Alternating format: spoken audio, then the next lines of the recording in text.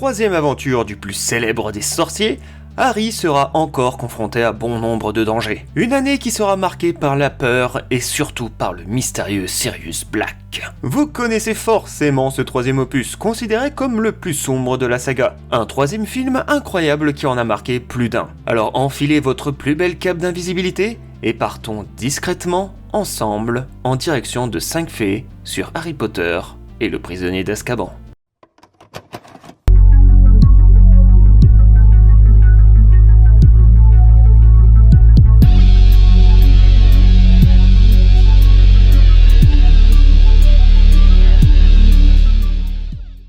Des personnages dignes de leurs acteurs.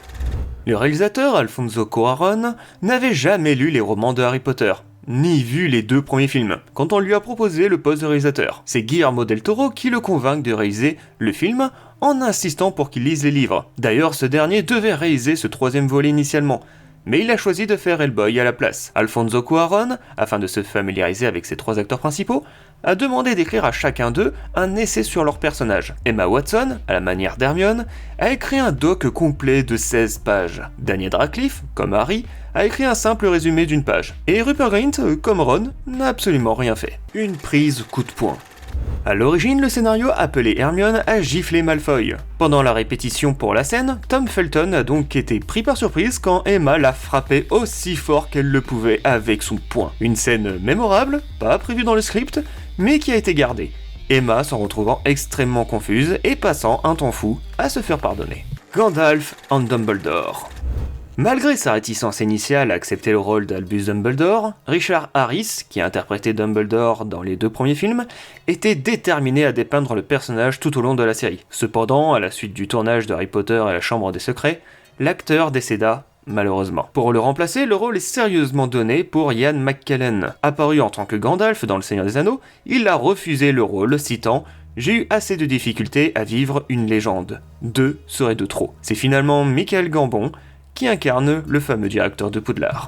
Un rôle d'argent.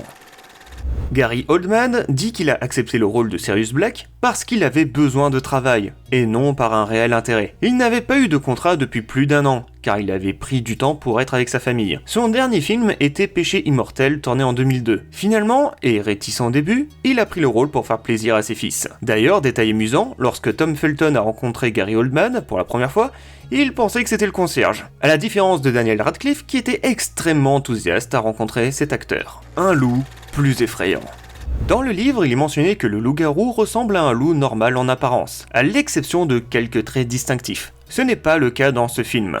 Ce loup-garou est montré comme ayant une apparence humanoïde, sans poils, ou un tout petit peu, avec un visage en forme de coyote et sans queue.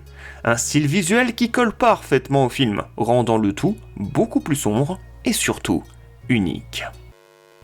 Et ainsi se termine ce 5 faits de films sur Harry Potter et le prisonnier d'Azkaban. J'espère que ça vous a plu. Si ce n'est pas fait, vous pouvez lâcher un petit like et vous abonner pour ne rien rater. Je vous dis à très vite. Salut les amis de YouTube.